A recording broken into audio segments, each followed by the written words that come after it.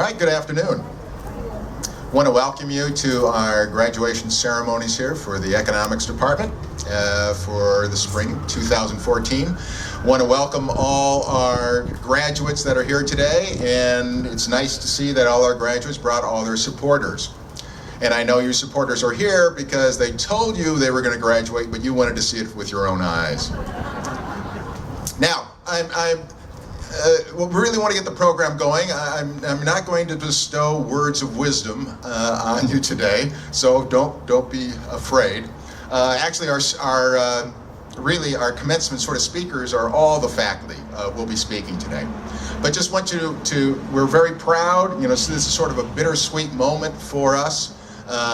We enjoyed having you in our classes, dealing in our research, and that we enjoyed very greatly, and we're very proud that you've been able to complete this journey. At the same time, we're sad to have to see you go. But I just want to remind all our students here today and your supporters, this may be one end of the particular journey, but now you're part of the economics tribe, and blood runs deep. And so we're always here for supporting you and supporting you in whatever you do in the future. And with that, let's start the ceremony off. I'll hand it over to Professor John Gallup.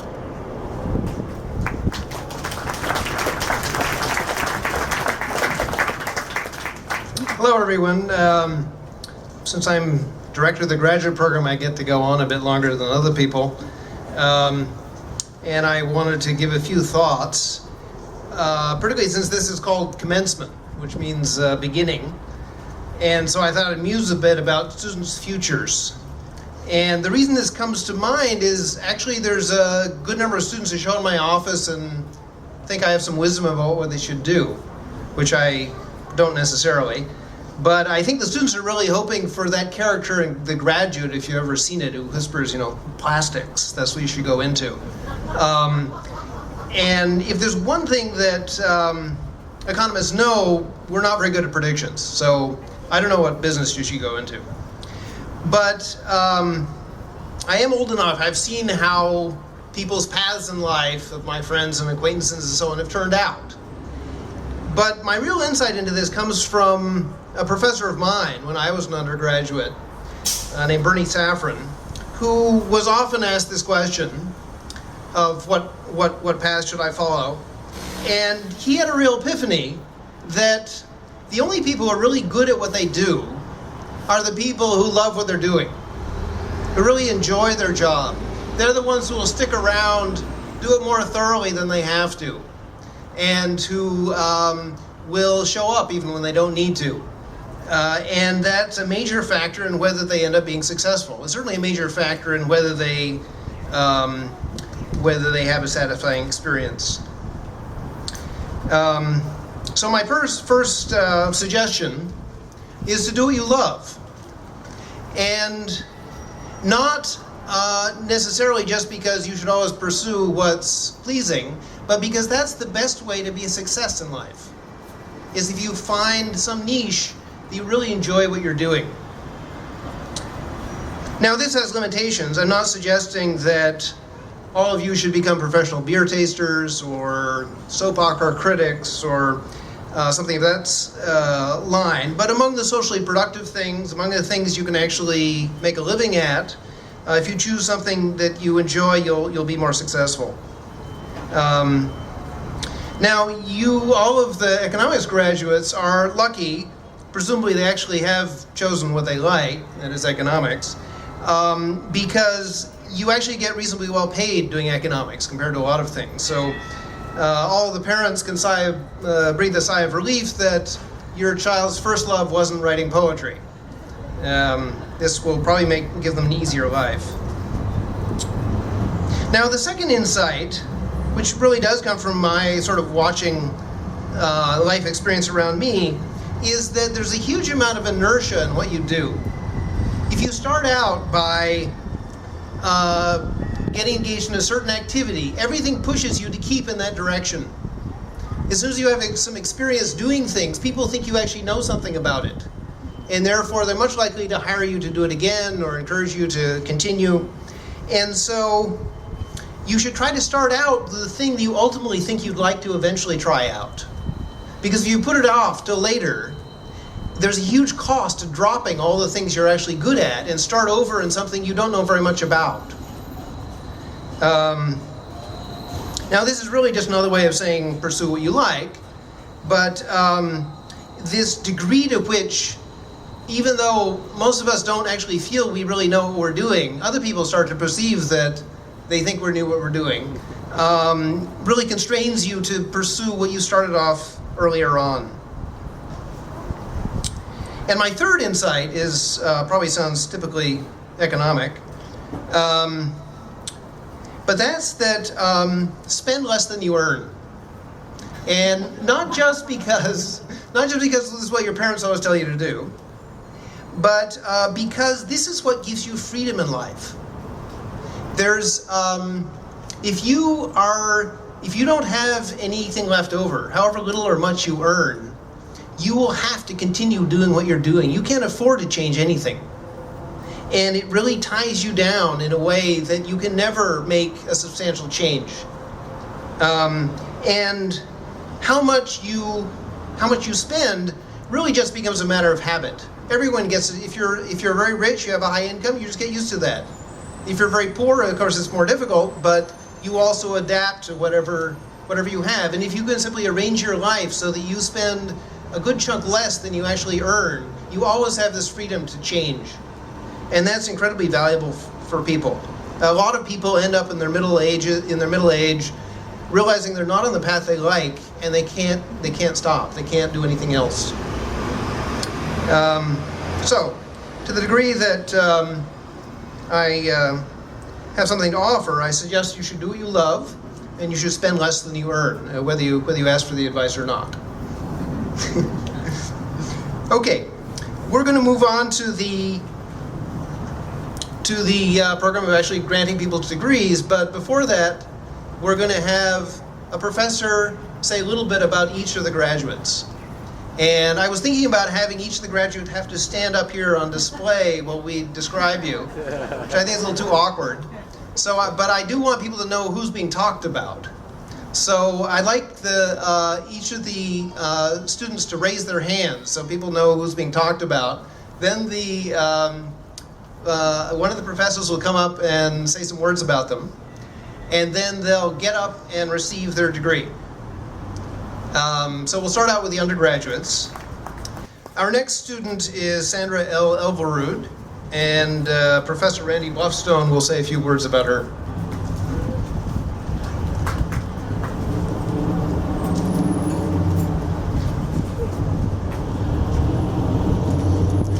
Well, before talking about Sandra in some little bit of detail, I'd like to congratulate all the graduates. I know you've all worked very hard. I know many of you, but other faculty members got dibs on talking about you. So congratulations. So it's been a pleasure to work with Sandra during. I've known her for I believe 3 years.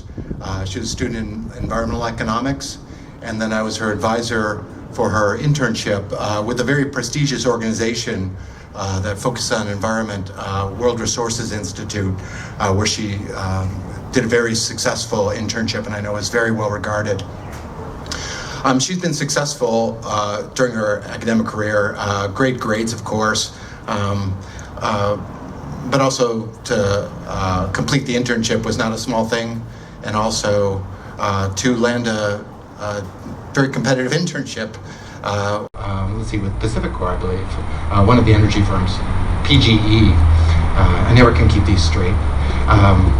And all while juggling a variety of family responsibilities. And I see her son Timothy right here, which I know is a pleasure. Just in closing, I'd like to highlight just a couple of characteristics that I've observed, not that I know so much, but just in working with Sandra in some detail. The first is levity. It seems like it's often that I've seen Sandra with a smile on her face, with laughing and joking. She's the type of person that just brings at least has brought me up, and I think brings a lot of people up just by encountering her. And the second thing is tenacity. In class, in internship, whatever I've observed, Sandra, you've always just kind of made it happen. And that's a fantastic quality, a really key factor in success. So hearty congratulations to you. Pleasure to work with you, and I'm just very glad to be here with you today.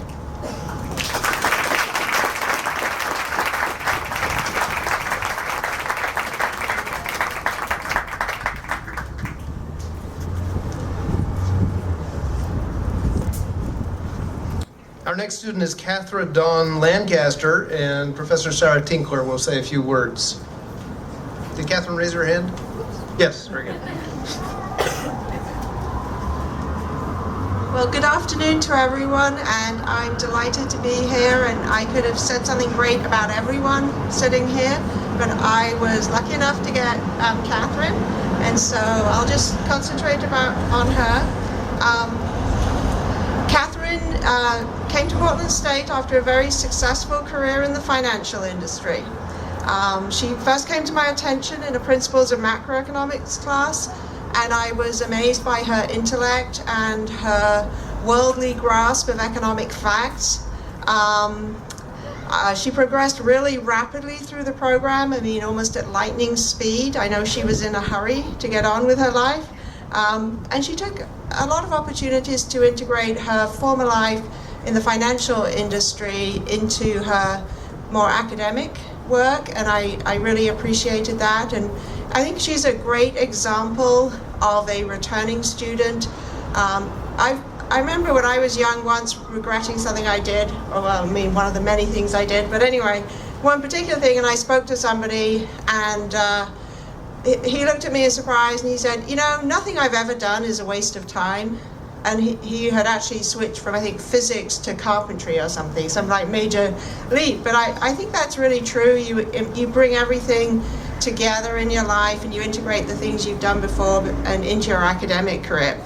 So anyway, she is one of our awards winners this year. She has a massively high GPA. I'm not saying that's everything, but it certainly is useful. And whilst we will miss her, her final objective is to actually go to the highly sophisticated East Coast, where she will be attending graduate school, though we're not sure exactly which one yet. And I'd like to wish her all the very best in her future. Catherine.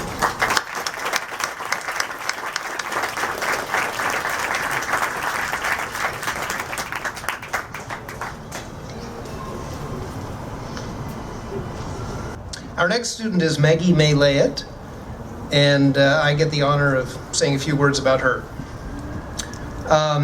Maggie is the winner of our Vaughter Prize, which we give to the best undergraduate student each year. That in itself says a great deal.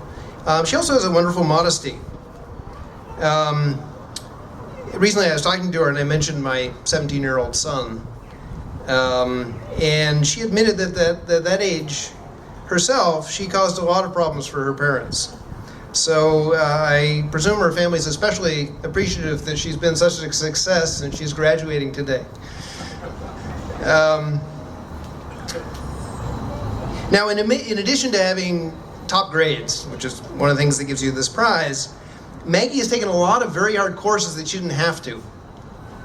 And it points to her curiosity in economics, her real interest in it. This spring, she took a very challenging course of mine, which she admitted to me was a bit of a stretch for her. It's a technical course. And I wasn't sure if she was just being falsely modest, but I realized it was true because I overheard her asking her classmates for aspirin at the start of the class. She just finished a great research project in that course. This is a little bit nerdy, so bear with me. But she has a friend who runs a bike store.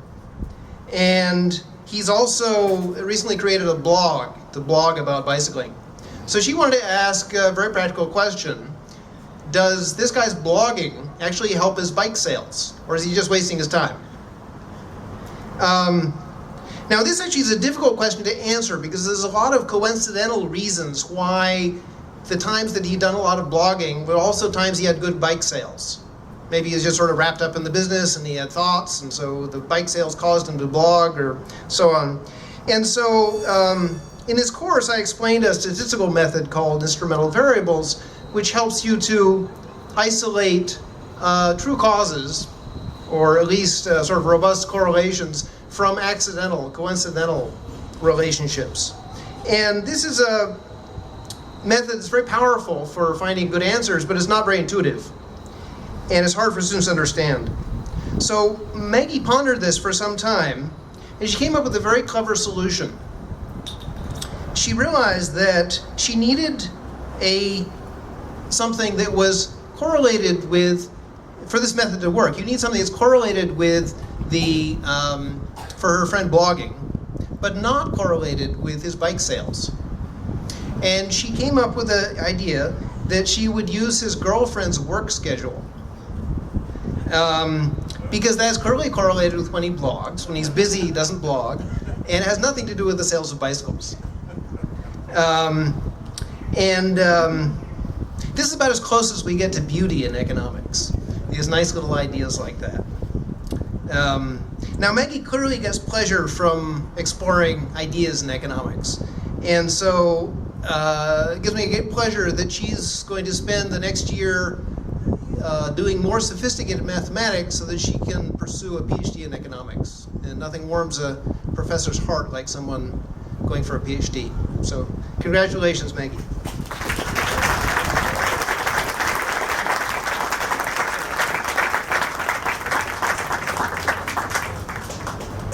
The next student is Richard Allen Reese, and Professor John Hall will speak about him.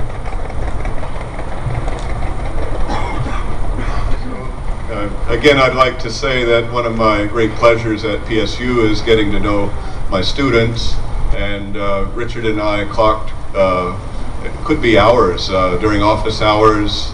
I hold an office hour that starts about 6:40 in the evening and ends when the conversation starts to slow down. And we spent many, many hours talking, and I learned quite a bit about his background, his family, very deep roots here in Oregon. He himself is a pilot and came into economics with a Bachelor of Arts in Geography.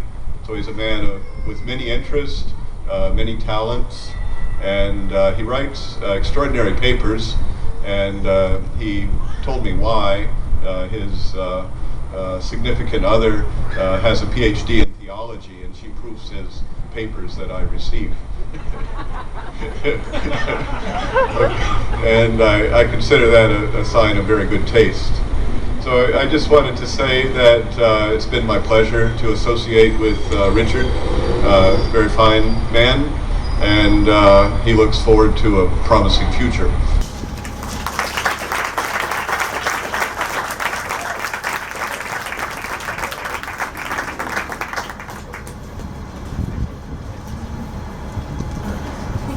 Our next student is Matthew Reynolds, and Professor Rosita Worcester will say a few words about him.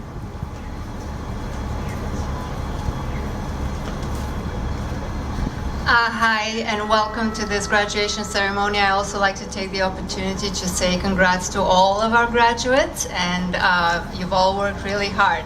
And no one has worked harder than Matthew. He has been in 2 of my classes in econometrics, Introduction to Econometrics. That was before I went on sabbatical, so I have forgotten a lot. But the other class was more recent, and that was a mathematical economics class, which is one of the more, or some would say most challenging ones at an undergraduate level that students can elect to take. Matthew has done a very nice job in both classes, and I know he works very hard because he would often doze off in class. And I know that that was his way of catching up on much needed energy. But seriously, most of the time when Matthew was not a very vocal student in class, but when he would raise a question, that would be a very interesting and specific question to be addressed. So I always knew to look for when he raises his hand, this was some aspect that would be addressed rather than left for homework or office hours. So overall, I think Matt is also very diversified. He has, on top of his undergraduate, a minor in math and a minor in music.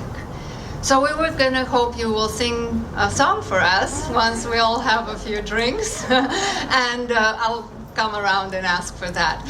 Either way, Matt has ahead of him a summer to enjoy, and he has shared with me recently that he very much looks forward to rock climbing. I'd like to know how that goes. So congratulations, Matt. It's been wonderful having you.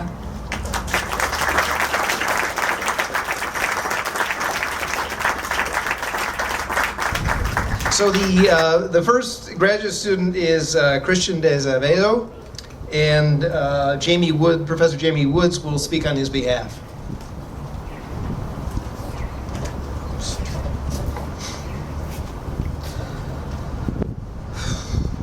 Now, whenever I meet the new batch of graduate students coming in, I'm usually groping for a personality to hang on to, and oftentimes I sort out who they may be based upon people I've met before, or on occasionally a fictional character.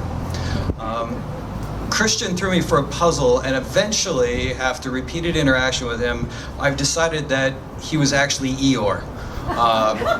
From Winnie the Pooh. And this is only because he tends to be a little bit gloomy and pretty sure that everything's going to fail, but it's kind of unfortunate. But it turned out that over the last year or so, he's not very much like Eeyore at all. I mean, he may be the gloomy part, but he has this amazing self-deprecating humor that you have to listen to periodically. Anyone who's got this separate career who refers to it as going to play army understands that there's this little bit of underplaying the things he can do. He had, without a doubt, when we were going through the process of constructing our curriculum vitae and resumes, some of the weirdest bullet points on accomplishments you could ever see. My favorite one was 187 confirmed killed or captured because of intelligence collected, which was one of the weird bullet points. Everyone else says other things about developing a program that does this, but Christian had these things here. It was because of these attributes, and as well as, information that I got from fellow graduate students that basically said he's crazy smart and he tends to stick with an idea until he has fully mastered it, that I decided, we should go ahead and do a paper together. And we did. It turns out it was the perfect paper for Christian and I because it failed miserably when we got to the end of it. Not to say that research projects aren't supposed to fail. Some of them are, either that or you've got this terrible positive result bias. But we went back and forth periodically. He'd have an idea and I go, no, it's not going to work, and here's why. And I'd have an idea and he'd go away and think about it for, the afternoon, sometimes the weekend, and then tell me it's not going to work and here's why. And eventually it did fail. And it was not because of anything that we did wrong, it's just that Twitter decided to change something, so our project fell apart. But I want to say that, more than anything else, that Christian is not Eeyore, because Eeyore was constantly being teased by Rabbit for not being intellectual enough, and he's far from that. What I found was a very rare man, a rare person in economics, who can appreciate complex arguments about ergodicity, I'll get the word out eventually, but at the same time appreciates something as historical and as subtle as the parable of the bees. So, Christian Azevedo, please.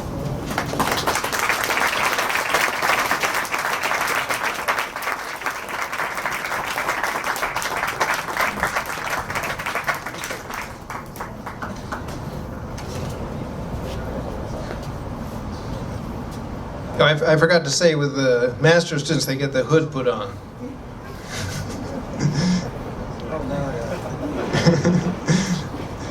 It'll take us a couple tries to get this right.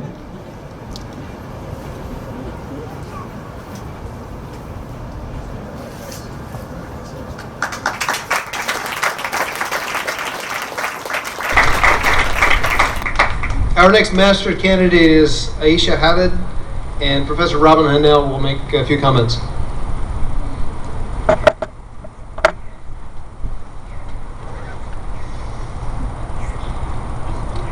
Aisha is a great student. She's an incredible student.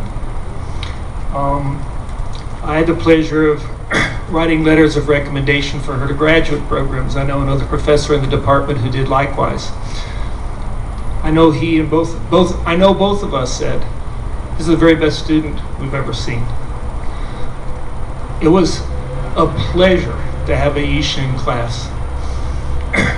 Aisha's not a very talkative person. And before she would say, she actually raised her hand before she spoke, unlike other students. And she would say, Professor Hunnell, not Robin. I don't mind either way, but just so you understand the kind of person she is. And her interventions were invariably of the following kind. I would have worked out some elaborate proof for something and put it on the blackboard, and Aisha would say, Professor Hunnell, you can do that more directly and in a more straightforward way and make it simpler by doing it this way. I hope she will not mind that I take this opportunity to sort of make a comment about the economics profession. A lot of the world's economies aren't doing very well. And the economics profession, I don't think, has been making a very helpful contribution in some ways. And in the context of all this, there are many of us who think that maybe graduate education, I'm talking about PhD programs in economics, need to make some serious changes and do some serious evaluations, reevaluations. Some of us think that maybe there needs to be more there needs to be more pluralism in methodologies. Many of us think that there needs to be a greater spectrum of political sort of opinions that are tolerated in our top graduate economic programs. Be that as it may, right or wrong,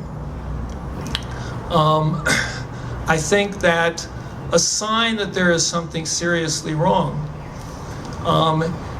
is when somehow a student as brilliant as she is doesn't get into the top economic programs that she deserves to be admitted to. When pedigree has become the essence of what it is that people are judged on, rather than who they are, what they do, and what their accomplishments are, that's not a good sign. Now, I know that she wants to go on and become an economist. She wants to get a PhD in economics. She's already a fine economist. In my letters of recommendation, I said she could teach your first year classes, not just take them, and do a brilliant job of it. So what it is that lies before her, I don't think she or I know yet. She's going to be a brilliant economist. She's going to have a brilliant career in economics. I wouldn't be surprised if she was finance minister of Pakistan, and they would do well to have her.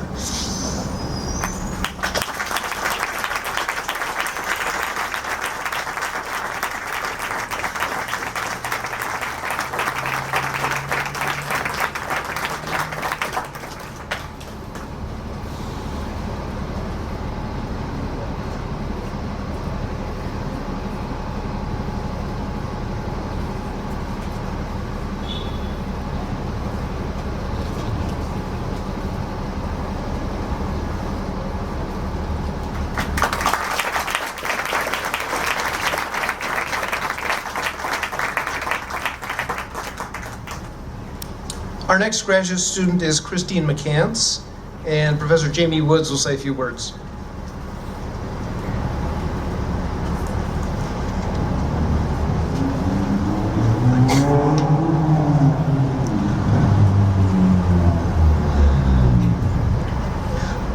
I've known Christine McCants for 5-6 years now, something along those lines.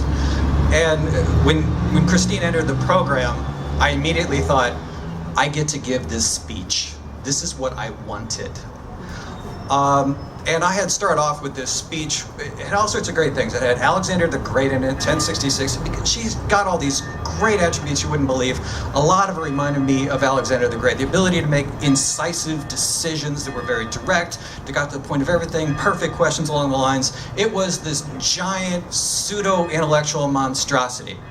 And I dumped it because I again was learning things from the fellow graduate students, and I listened to them, and somebody said this very insightful thing about Christine. They said, "I think she's a superhero." And that made an incredible lot of sense to me. It really did. There's like a making myth she has. I remember at one point I couldn't sit next to her because she was radioactive.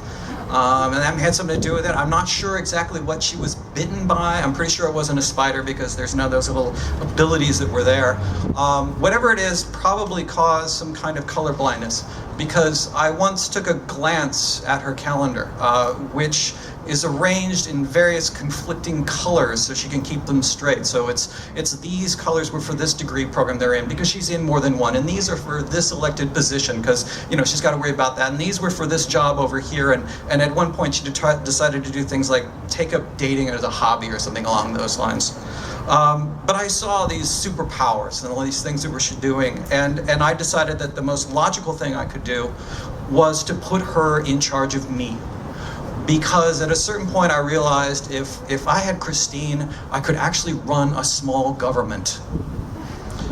And it turned out that I was absolutely wrong about this. It's not that I could run a small government, it's that Christine could run a small government.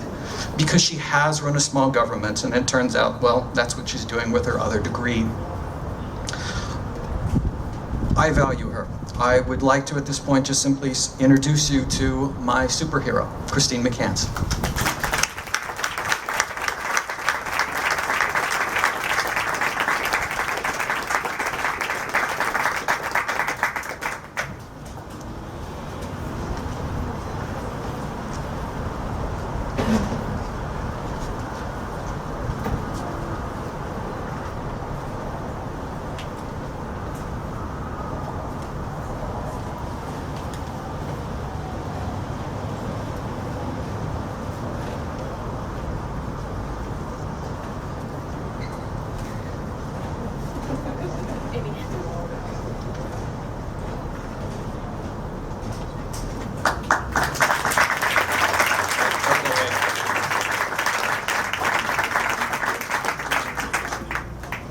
Our next graduate student is Cameron Mulder, and once again, Professor Jamie Woods will say a few words.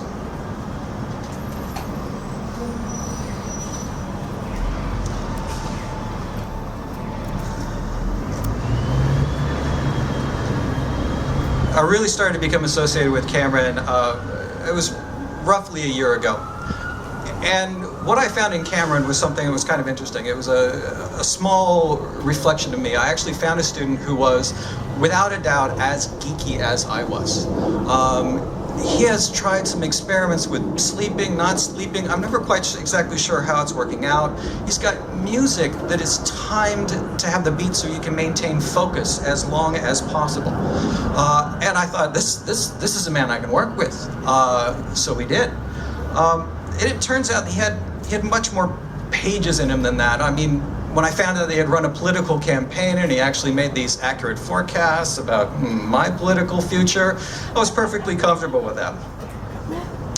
He is, without a doubt, one of the finest players of what I refer to as intellectual chicken that you'll ever meet in your entire life. The game works a little bit something like this. You come up with an idea that you barely think would work, you're not exactly sure how to do it, you tell it to the other person, and the other person, if they're a good player of this game, will just not blink and say, yeah, sounds like a perfectly good idea, we can do that. And Cameron did this to me repeatedly. I would say something outlandish, and he'd have it sorted out over the weekend, something along those lines, and have it fully implemented. And he then did it to me a couple of times too.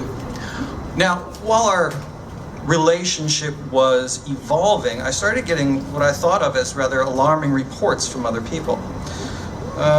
It started off with his email that came through, and we had run a brown bag seminar, and I couldn't be there one time, and Cameron was there to watch things for me, and he said, someone said, I believe it was Fred, said, thanks for the reminder, Jamie, it was an excellent discussion, and Cameron stepped in your role very nicely. Have a nice weekend. So effectively had a replacement there, and then things got odder than that, because I got a text message sometime later that said, hey, Cameron's presenting in class right now, and it's pretty clear you've been working together because adopting some of your style. which I replied something along the line of, oh, poor guy, sorry about that. The thing is that Cameron has a lot of these skills that you look for in a researcher. And it may sound like, to a certain extent, I'm worried that he's on my heels. But I expect Cameron, to give me, without a doubt, the greatest honor that a student can give a teacher, and that is to exceed him. And I expect him to, over his career, honor me many times. This is my co-author, by the way, Cameron Mulder.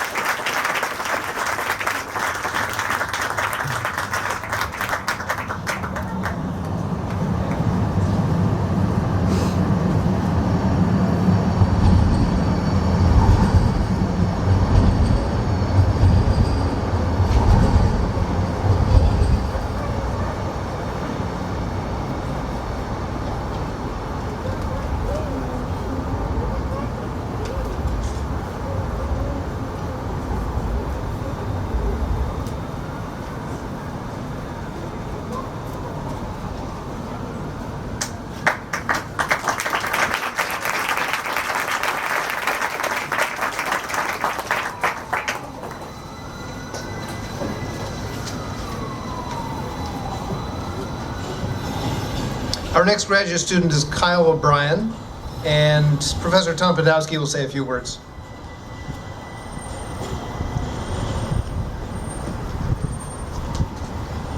Well, many of our master's students have TA-ships, and they help out in teaching our classes. And I was teaching this econometrics class, and I told one of our staff people, I said, I've got to find someone that has some quantitative skills that can do this class, because I really need the help on this, because I give these weekly mathematical, statistical exercises, homework that students have to do every day, and I need someone that can actually grade this and do it right, because if it's not done right, the students are going to come back and complain. And so I was told that, the person you want to get is Kyle. Kyle O'Brien's the guy that you need.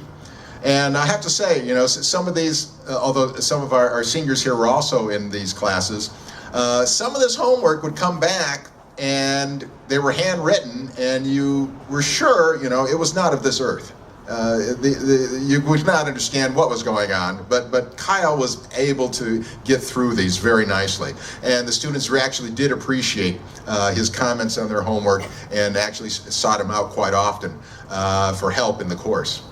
And so Kyle did that for two terms for me in econometrics. And then, given his quantitative background and what I can see he does, the other hat I wear is director of the Northwest Economic Research Center. And just up on the 7th floor of the building next to us is where our offices are. And a number of the other graduate students actually here too were research associates in that Northwest Economic Research Center. And I had Kyle come in. And one of the interesting things that I never knew about Kyle is, it tends to be that if you're quantitative, your social skills may or not be that great. You're good at the numbers, you're good at doing this kind of statistical work, but talking to people, well, that's another thing, another matter.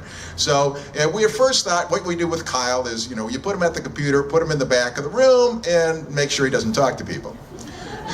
But we were absolutely wrong. We had a project which was to look at the ports around Oregon and what was their economic impact of all the seaports that we had. And Kyle had to call up these port masters, and these people in the rural areas, down the coast and so on, small little places, don't really take very well to university people poking in their nose and wanting to know exactly how they operate their port. And Kyle was able to sweet talk these port masters and bring this great information back into us. And I don't think without his ability we would have gotten that kind of information. So, and then Kyle also worked on a number of other projects. Were great. He has a great ability to write, which once again you may not find exactly in quantitative people, but wonderful writing skills. We worked on a project for the Carpenters Union, trying to forecast, using econometrics, forecasting carpenter hours. because these hours were very important because they were directly related to the amount of money that was being put into retirement funds and medical funds for the Carpenter Union. And we were using a statistical package that Kyle didn't really care that much for. And we were having trouble getting some results out. And I couldn't figure out, here's the package, it's my package that I like to use, and I couldn't figure it out. And that's the other aspect that I want to emphasize with Kyle, is that he had the patience. He didn't blow up and say, oh my goodness, look what I have to work with. He stuck in there, and of course we've eventually figured this stuff out. But anyways, I just want to say he's a great individual, one of the best graduate students I've had the pleasure of working with. He has that wonderful ability, that wonderful curiosity mixed with the right amount of skepticism that really makes for great researchers and also a great economist. So I just want to congratulate Kyle, and I wish you could still stay in our center. Kyle.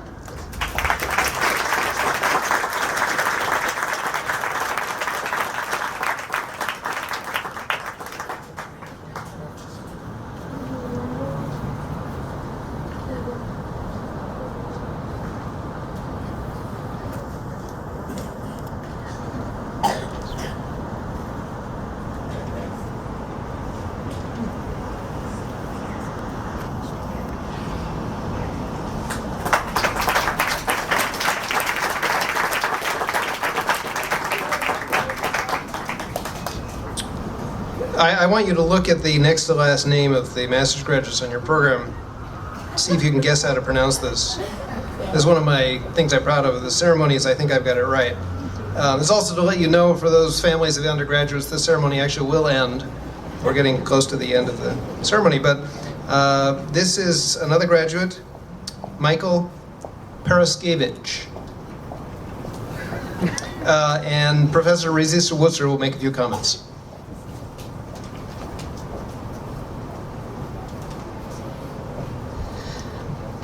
So when I first heard about Mike was at our undergraduate, the end of the year awards ceremony, where we have a department party and we choose some of our outstanding undergraduate students.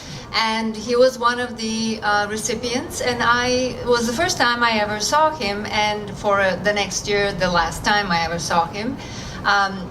Due to being on sabbatical, but in the last month of my sabbatical, I gave a seminar, and very, very quickly afterwards, I got an email from Mike, and he said, well, would it be, is there a place for me to help out with some research that you might have?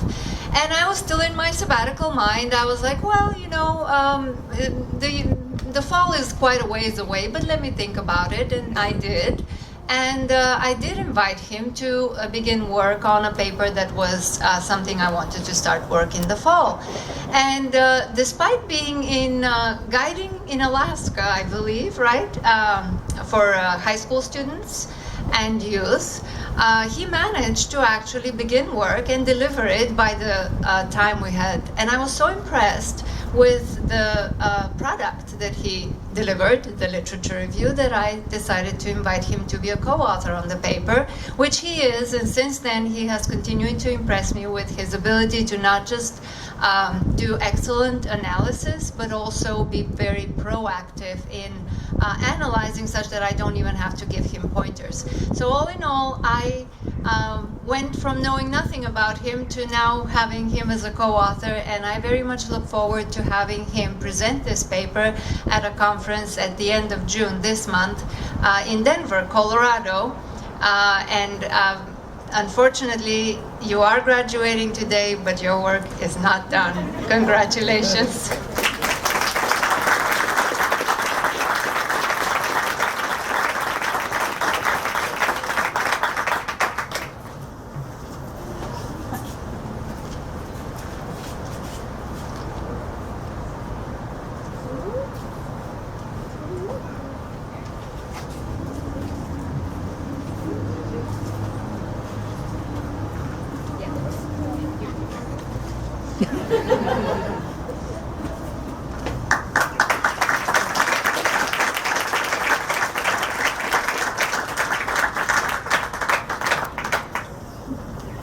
Our final graduate today is Ethan Peak, and Professor Robin Hunnell will say a few words.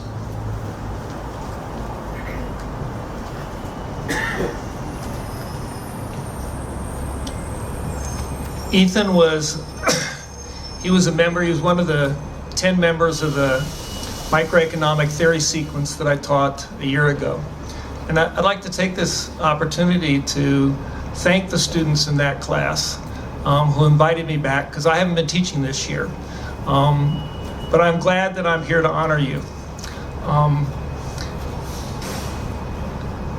I didn't realize until I was counting that I had taught for full-time for 40 years.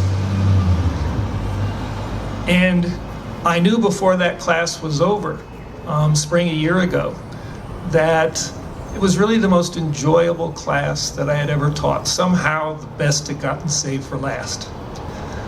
And as I said before, it was a really amazing group. And the material is rather strange. Microeconomics is the one class you absolutely have to take when you're in a graduate program in economics. You can get out of almost anything else. You can't get out of that. And it's a class that people have very different reactions to. Many people don't like it. Many people do like it. And if you do or don't like it, it's usually for very, very different reasons. I obviously like it, but for some very strange reasons. Ethan was a member of this class. As I said, everybody was very, very different and contributed in many different ways. But Ethan, did you ever say anything in either class during winter or spring term? I think not. Now, given what other people were saying, that could be a very positive contribution. You have to understand. Ethan started out slow. It's a very difficult class. It's sort of kind of like you have to learn the tricks of how you do this kind of thing. Ethan started out slow, but by the end of the second term, Ethan had got it. And it was such a pleasure to see somebody who had struggled early on, by the end of the second term was doing microtheory, had grasped microtheory, and had made it his own. And I don't think I ever told you this, Ethan, but I also appreciated this, that various students in that class liked it or didn't like it for different kinds of reasons. I could tell by the end, grading your exams and your homeworks, that you like it for the same reasons I like it. And I'm a rather strange bird, so I guess that makes you a rather strange bird. But in any case, I felt a commonality with the way that you finally mastered the material and what you took out of it. And I hope it does you well.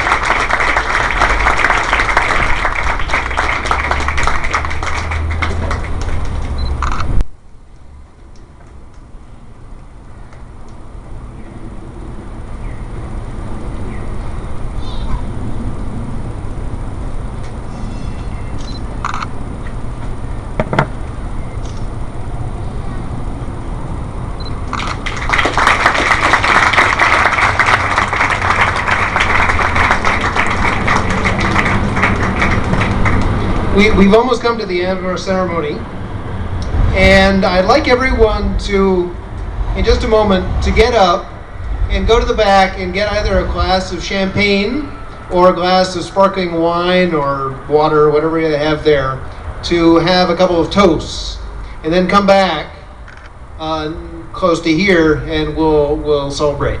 So please get up and get something to drink and come back in a moment. The most important toast, actually, I want to propose is actually for the parents and the family. Because actually, probably most of the graduates don't fully realize this. Don't they say the brain development is still going on to 25 or something? But the parents and family have made incredible sacrifices and spend a huge amount of years worrying about you and put a great deal of love into you being able to graduate here. So let's everyone raise a glass to the parents and family for their support. Cheers.